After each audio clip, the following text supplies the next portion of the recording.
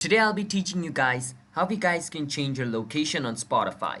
It's pretty simple. First you want to search for Spotify and click on where it says Spotify web player. Once you click on it, it is going to take you to the official website of Spotify. From over here, make sure to log in into your account. Once you log in into your account, at the top right corner, it's going to show you your profile picture. Click on the profile picture and click on where it says account. Now once you click on account, what you want to do is click on where it says edit profile. From inside edit profile, what you want to do is scroll all the way down and it's going to show you country or region.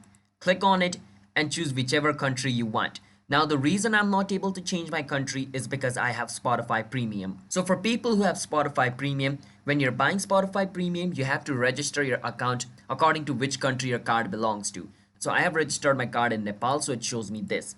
So until and unless I cancel my subscription and remove my card details, I cannot change it. But for people who have not yet subscribed to the premium of Spotify, you can change your country here.